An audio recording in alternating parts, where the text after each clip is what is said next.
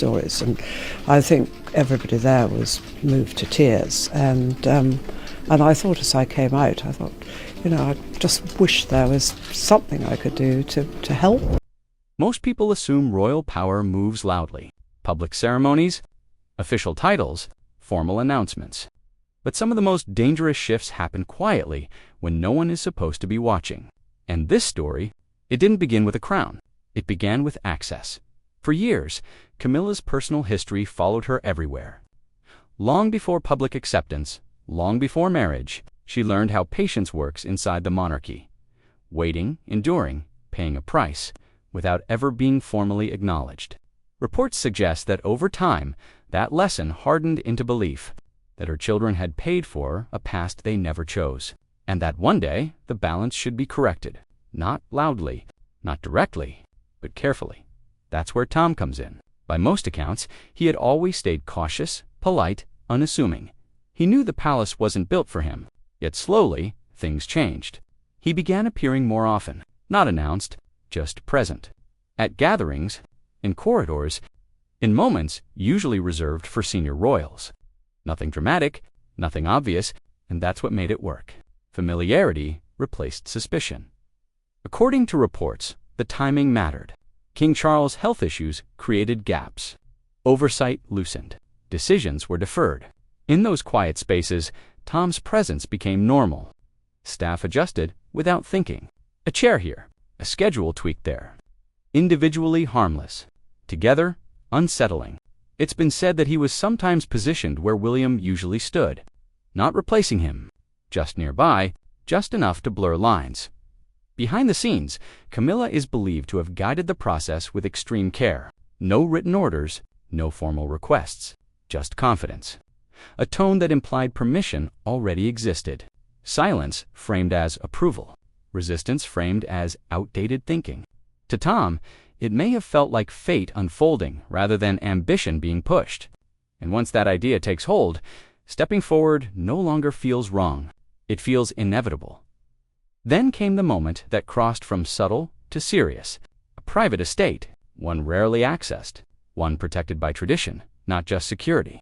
Reports suggest Tom entered freely, directed staff, adjusted spaces, not as a guest, but as someone rehearsing authority. Small changes, routine movements, the kind that only happen when someone believes they won't be questioned. And for a while, he wasn't.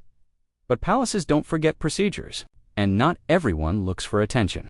Prince Edward, often overlooked, is said to have noticed what others dismissed. Not the drama, the details, permissions without signatures, access without records, patterns that didn't belong. Instead of confronting anyone, he documented everything. Dates, locations, deviations, quietly, methodically, letting the system speak for itself. When the information reached the right hands, the response was swift and cold. Privileges vanished. Access closed. Invitations stopped coming. Tom felt it immediately. Rooms that once felt open became distant. Staff no longer hesitated before checking approval. The confidence built on repetition collapsed overnight.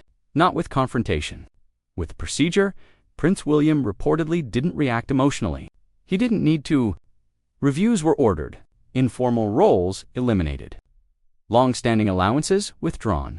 Even extended family connections were cut. Influence that relied on quiet momentum suddenly had nowhere to go. And Camilla, for the first time in years, found doors closing instead of opening. King Charles, despite his condition, allowed the corrections to stand. Loyalty gave way to structure. The line became clear. Ambition can exist in the monarchy. But anything that even hints at altering succession draws immediate scrutiny. Not because it succeeds, but because it almost can in the end. No public scandal erupted. No speeches were made. That's how power reasserts itself here. Silently, completely. Tom disappeared from informal spaces as quickly as he had entered them. Camilla's influence narrowed, and the palace returned to order, sharper than before. The real lesson wasn't about a failed plan. It was about how close it came, and inside a system built on tradition. That's the most dangerous kind of ambition there is. And yet, the story didn't truly end with doors closing, because inside the palace, silence is never empty. It's watchful, Those who remained noticed something else shift. Conversations became shorter, permissions tighter, staff more formal than before. The palace didn't just correct the overreach, it learned from it. Every informal habit was re-examined, every exception questioned. What had once been tolerated out of familiarity was now treated as risk. For Tom, the aftermath was quieter than the rise. No confrontation, no accusations, just absence, the kind that forces reflection. It's been said he began to understand how fragile informal power really is, how presence without authority only lasts as long as no one objects, and how quickly it disappears once someone finally does. Camilla, meanwhile, faced a different reckoning. Years of patience had taught her how to wait. But patience can blur into entitlement if left unchecked. Reports suggest she underestimated two things. First, how closely others were watching, and second, how firmly the institution protects its core. Influence gained through subtlety works only until it threatens structure. The moment it does, subtlety becomes visibility. Prince Edward returned to the background where he's always been strongest. His work done, no applause, no acknowledgement, just restored boundaries, the kind that don't need explanation. And Prince William emerged more clearly defined than before. Not louder, not harsher, just unmistakably in control. What lingered was awareness that the monarchy isn't undone by dramatic rebellion, but by quiet assumption, by steps taken without permission, by believing repetition can replace legitimacy. This time, the system caught it early. Next time, it may not be so forgiving. Because in a world built on hierarchy, there is one rule that never bends. You don't drift toward the center unless you're meant to be there.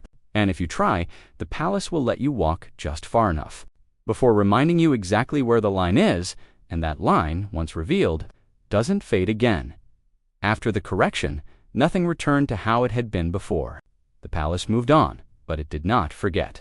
Informal shortcuts disappeared. Long-standing habits were quietly retired. Even trusted figures found themselves doubled. The message was subtle but unmistakable. Presence alone would no longer be enough for Tom. The realization settled slowly. The confidence that once came from unchallenged movement was replaced by caution. Every interaction now carried weight. Every step required permission. The palace, once familiar, became distant again. Not hostile, just unreachable. It's been said that this shift was harder than confrontation would have been, because there was nothing to argue with, only rules firmly restored. Camilla's position changed in ways no announcement could capture. She remained visible, respected, and formally secure. But the quiet flexibility she once wielded was gone. Influence that relied on timing and discretion now met structure at every turn. Where she once navigated gaps, she now encountered walls. Not built in anger, but reinforced in resolve. What makes this story linger is not what happened, but how it happened. No public fallout, no exposed scandal, just a system recognizing a threat and closing ranks. That is how power survives here, not by reacting loudly, but by tightening silently. And perhaps that is the most revealing part. The monarchy doesn't fear ambition. It anticipates it. It allows just enough movement to reveal intent, just enough space for overconfidence to grow. And then, when the moment arrives, it corrects without hesitation. So while the halls appear calm again, they carry a memory, a reminder etched into procedure rather than headlines. That proximity is not entitlement. Access is not authority. And no matter how quietly someone moves, the palace is always paying attention, because in the end, the crown doesn't need to defend itself. And waiting in this world is its own kind of power. Those closest to the situation reportedly noticed something else after everything settled. A subtle shift in behavior. Fewer assumptions. More formality. Even among people who had nothing to do with the situation. The palace doesn't just correct individuals, it recalibrates culture. One quiet overstep becomes a lesson absorbed by everyone. Tom, now removed from the rhythm he had grown used to, was left with clarity he didn't have before. It's been said that what once felt like momentum now looked like illusion.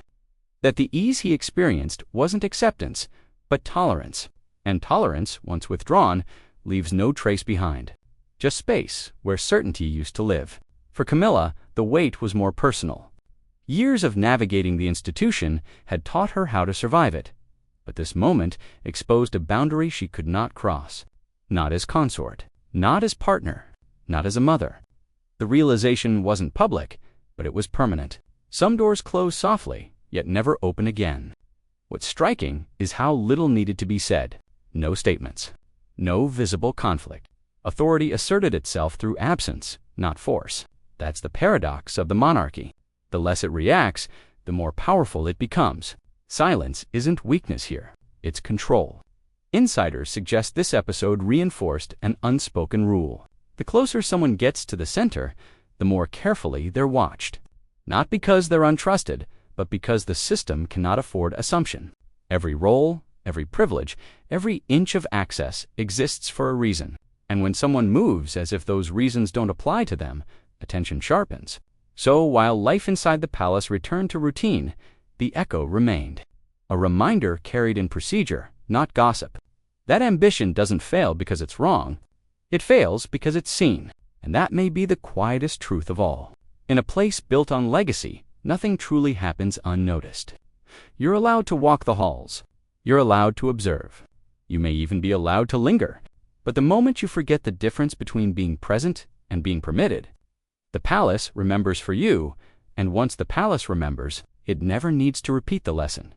What followed was not exile or punishment, but recalibration, the kind that resets expectations without explanation. Those who remained close to power understood it immediately. The margins had narrowed. The center had hardened. Movement was still possible, but only within clearly defined lines. Tom's name faded from internal conversations, not erased, just no longer relevant. That alone spoke volumes. In a place where relevance equals access, invisibility is final. It's been said that this disappearance carried a message far beyond one person. It reminded everyone that proximity is conditional, and conditions can change without warning. Camilla continued her public role, composed and present, but behind the scenes, the freedom she once exercised had limits now drawn in ink, not intuition. Influence that once flowed through silence now encountered procedure. And procedure, unlike persuasion, does not bend for sentiment. What makes this story endure is how close it came to being something else. Not a scandal, not a coup, but a quiet realignment that almost passed as natural. Almost, and that almost is what sharpened the response. Because systems like this don't collapse from force. They erode from familiarity. The palace allowed the movement just long enough to reveal intent. Then it closed the space. Cleanly, permanently, and that's the truth most people miss. Power here isn't defended with confrontation. It's protected through patience. Through watching, through letting someone believe the door is open until they step too far inside.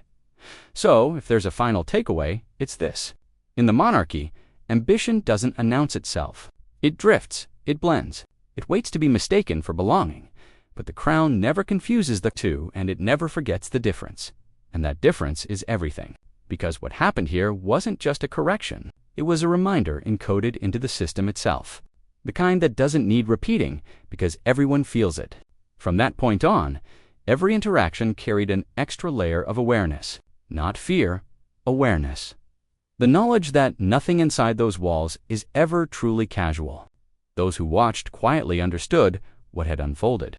Not a power struggle, but a boundary check. A moment where the institution measured intent, weighed risk, and responded with precision.